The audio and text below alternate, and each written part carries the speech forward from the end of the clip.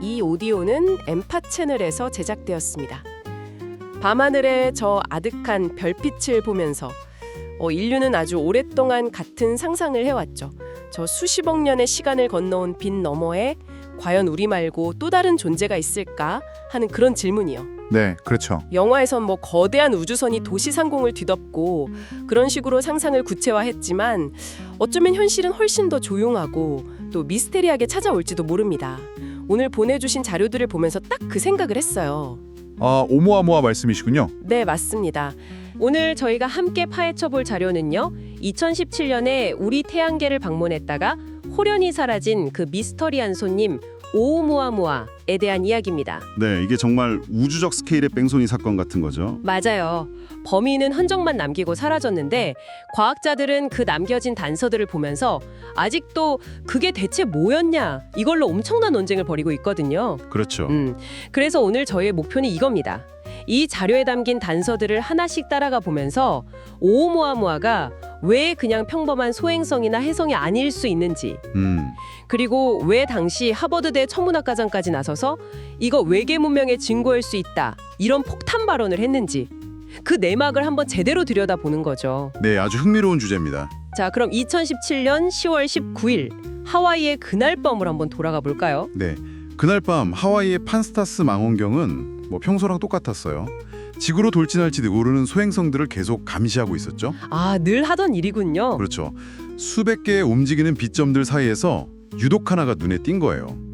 처음에는 그냥 그런 소행성 중 하나겠거니 했는데 며칠간 데이터를 분석하던 천문학자들이 뭔가 이상하다는 걸 깨달은 거죠. 속도랑 궤도가 이게 너무 이상했거든요. 속도와 궤도요? 구체적으로 뭐가 그렇게 달랐던 건가요? 일단 속도가 초속 26km에 달했어요. 초속 26km요? 네, 이게 감이 잘 안 오실 텐데 태양의 중력만으로는 도저히 붙잡아둘 수 없는 엄청난 속도예요. 아, 근데 더 결정적인 건 궤도였어요.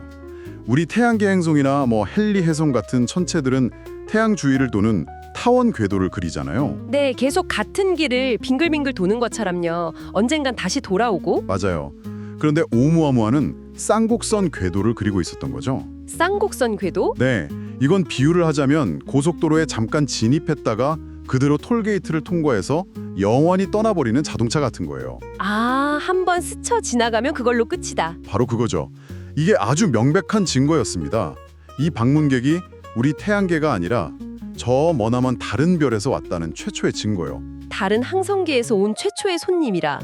와, 그래서 이름도 오umuamua라고 붙은 거군요. 제가 알기론 하와이어로 먼 곳에서 온 첫 번째 전령 이런 뜻이라고. 네, 맞습니다. 정말 시적인 이름이죠. 너무 잘 어울리네요. 근데 미스터리는 여기서부터가 진짜 시작이라고요? 보면 볼수록 이상한 점들이 계속 나왔다면서요. 네, 맞아요. 첫 번째 이상한 점은 바로 모량이었어요. 모량이요? 천문학자들이 오umuamua의 그 밝기 변화를 측정했는데 약 8시간을 주기로 계속 밝아졌다 어두워졌다를 반복한 거예요. 잠깐만요. 밝기가 변한다는 건 회전하고 있다는 뜻이잖아요. 근데 그게 왜 이상한 거죠? 회전 자체는 평범하죠.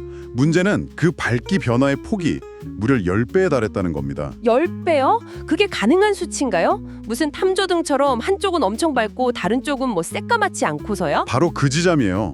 보통 공이나 감자처럼 둥그르스름한 물체는 어떻게 회전을 해도 밝기 변화가 거의 없거든요. 그렇죠. 근데 밝기가 10배나 차이가 나려면 이 물체는 극단적으로 길쭉하거나 아니면 반대로 극단적으로 납작해야만 해요. 아, 계산을 해보니까 길이와 폭의 비율이 최소 5대1, 많게는 10대1에 달하는 아주 길쭉한 시가 모양 시가 모양? 혹은 거대한 팬케이크처럼 아주 얇고 납작한 모양이어야 한다는 결론이 나온 거죠. 우리가 아는 소행성이나 행성과는 완전히 다른 형태였어요. 와, 거대한 우주시가라니 그것만으로도 충분히 기괴한데 이상한 점이 더 있었다고요? 네, 두 번째 미스터리는 꼬리가 없었다는 점이에요. 꼬리요? 보통 행성은 태양 가까이 다가가면 표면에 얼음이 녹아서 가스랑 먼지로 된 긴 꼬리를 만들거든요. 아주 아름답죠. 네네, 그게 해성의 상징이잖아요. 그렇죠. 그런데 오umuamua는 태양에 아주 가깝게, 그러니까 수성 궤도 안쪽까지 들어갔다 나왔는데도 불구하고요. 네. 암울한 꼬리나 가스 분출의 흔적 같은 게 전혀 관측되지 않았어요. 아주 매끄럽고 깨끗했죠. 해석이라면 당연히 있어야 할 꼬리가 없었다라. 그럼 혜성은 아니라는 강력한 증거네요. 그냥 단단한 암석 덩어리였다. 뭐 이런 걸까요? 그럴 수 있죠. 그렇게 생각할 수 있는데 그랬다면 세 번째 미스터리가 설명이 안 돼요. 세 번째 미스터리? 네, 이게 사실 가장 큰 문제였는데 바로 설명할 수 없는 가속이었습니다. 가속이요? 잠깐만요. 태양에서 멀어지는 물체는 중력 때문에 당연히 속도가 느려져야 하는 거 아닌가요? 위로 던진 공에 올라가다 느려지는 것처럼요. 정확합니다. 그런데 오umu아무아는요, 태양의 중력만으로 계산한 궤적보다 미세하게 더 빠르게 움직이고 있었어요. 더 빨리요? 네, 마치 누군가 뒤에서 보이지 않는 힘으로 살짝 밀어주는 것처럼 태양에서 멀어지면서 오히려 가속을 하고 있었던 거죠.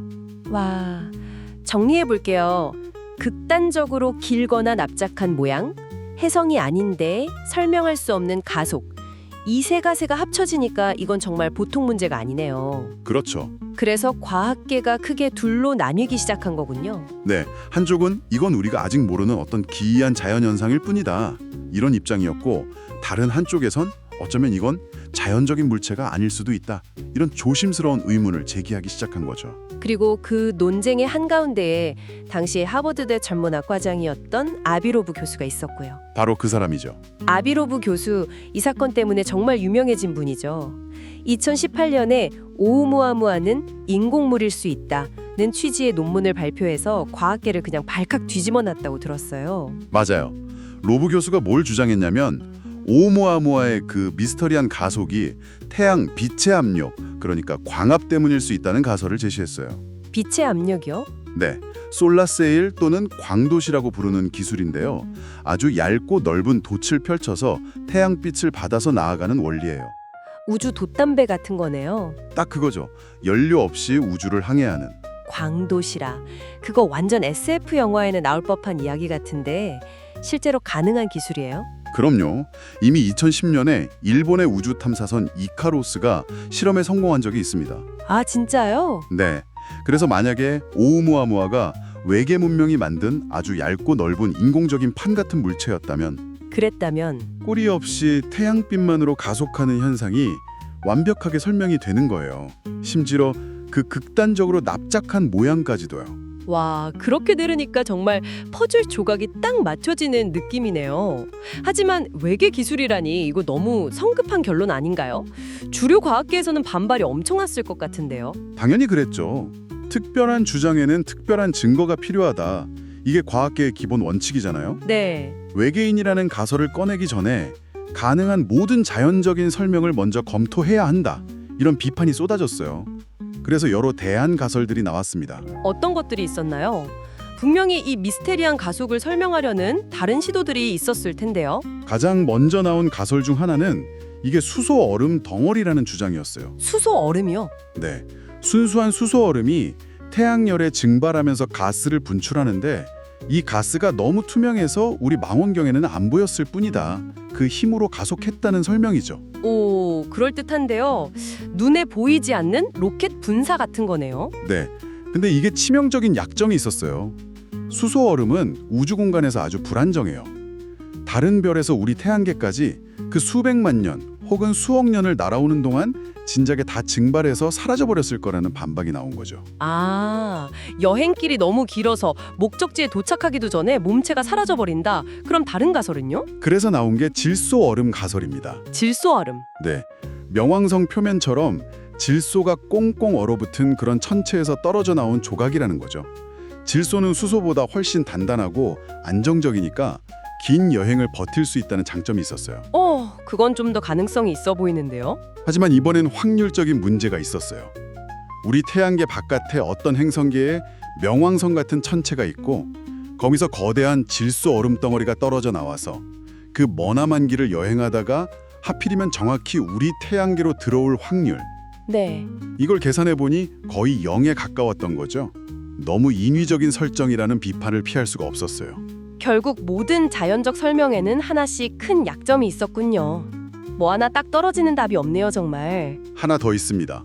먼지 토끼라는 가설도 있었어요. 먼지 토끼요? 그 집안 구석에 있는 먼지 뭉치요. 네, 맞아요. 그것처럼 아주 가볍고 푹신푹신한 구조의 먼지 덩어리라는 거예요. 밀도가 극도로 낮으니까 태양빛의 압력만으로도 충분히 밀려날 수 있다, 이런 주장이었죠.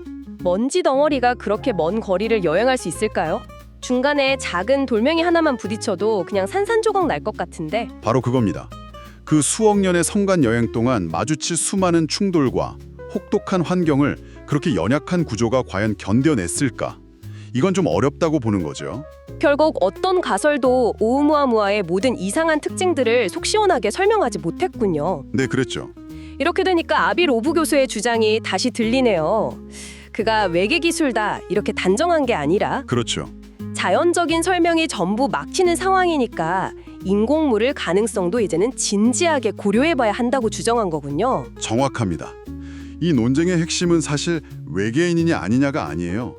설명할 수 없는 변칙을 마주했을 때 과학이 어떻게 반응해야 하는가에 대한 좀 더 근본적인 질문이죠. 아, 대부분의 과학자들처럼 아직 우리가 모르는 자연현상일 거야 라면서 기존의 틀 안에서 답을 찾으려 하는가? 아니면 아비로브 교수처럼 어쩌면 우리가 가진 틀 자체가 틀렸을 수 있다. 모든 가능성을 열어두자고 해야 하는가? 이건 과학의 보수성과 진보성에 대한 철학적인 논쟁이기도 해요. 와, 우무아무아가 과학계에 던진 질문이 생각보다 훨씬 심오하네요. 그런데 안타깝게도 오umu아무아는 이미 우리 시야에서 영원히 사라져버렸잖아요. 네, 그렇죠. 이제는 관측할 수도 없고요. 결국 우리에겐 풀리지 않은 질문들만 남은 셈이네요. 네, 며칠간의 데이터와 수많은 질문들만 남았죠. 여기서부터는 이제 상상력의 영역으로 넘어가게 돼요. 만약 정말 만에 하나 오umu아무아가 인공물이었다면 대체 그건 뭐였을까요? 그러게요. 의도를 가지고 우리를 염탐하러 온 탐사선이었을까요? 아니면 그저 우주를 떠다니는 고장난 우주선의 잔해, 일종의 우주 쓰레기였을까요? 둘 다 정말 엄청난 시나리오네요. 의도적인 탐사선이었다면 그들은 지금도 우리를 어딘가에서 지켜보고 있다는 뜻이 될 수도 있는 거고요. 반대로 버려진 잔해였다면 그건 어쩌면 더 소름 끼치는 이야기일 수 있어요. 우주 어딘가에 이미 고도의 기술 문명을 이룩했다가 그 기술을 폐기물로 버릴 만큼 오래되었거나 혹은 멸망해버린 문명이 존재했다는 뜻이니까요. 바다에 떠다니는 빈 유령선처럼요. 네, 바로 그거죠. 영화 속 외계인들은 항상 침략이나 구원처럼 뚜렷한 목적을 갖고 지구에 오잖아요. 그런데 현실은 아무런 의도 없이 그저 스쳐 지나가는 것일 수도 있다는 생각이 드네요. 그 모호함이 오히려 더 상상력을 자극하는 것 같아요. 그렇죠. 두 가지 가능성 모두 인류의 우주관을 뿌리부터 뒤흔드는 엄청난 사건입니다. 우리는 혼자인가? 라는 질문에 대한 답이 아니다라는 쪽으로 기울게 되는 거니까요. 먼 곳에서 온 첫 번째 전령. 오umu아무아는 정말 그 이름 그대로 우리에게 거대한 가능성을 전달하고 떠난 셈이네요. 첫 번째가 있었다면 언젠가 두 번째도 오지 않을까요? 바로 그 지점에서 우리가 생각해봐야 할 마지막 질문이 생겨요. 어떤 거죠? 우리는 수십 년 동안 세티 프로젝트 같은 걸 통해서 외계의 신호, 그러니까 전파를 채티 위해 하늘에 귀를 기울여 왔잖아요. 네, 맞아요. 그런데 만약에 지적인 존재의 증거가 그런 신호가 아니라 오umu아무아처럼 실체, 즉 물질적인 형태로 먼저 우리를 찾아온다면 우리는 어떻게 해야 할까요? 생각해보지 못한 관점이네요. 우주 저편에서 오는 메시지가 아니라 우리 집 앞마당에서 발견된 낯선 발자국 같은 거군요. 맞습니다. 먼 우주의 전파 신호는 추상적이지만 우리 태양계 안에서 발견된 외계 기술의 증거는 너무나 구체적이고 현실적이잖아요. 과연 우리 사회와 철학, 종교는 그 엄청난 충격을 감당할 준비가 되어 있을까요? 오umu아무아는 어쩌면 그 질문에 대한 첫 번째 시험이었을지도 모릅니다. 오늘은 2017년의 미스테리한 방문객 오umu아무아에 대한 자료들을 깊게 파헤쳐봤습니다. 여러분은 어떻게 생각하시나요? 오늘 이야기가 흥미로우셨다면 구독과 좋아요 잊지 마세요.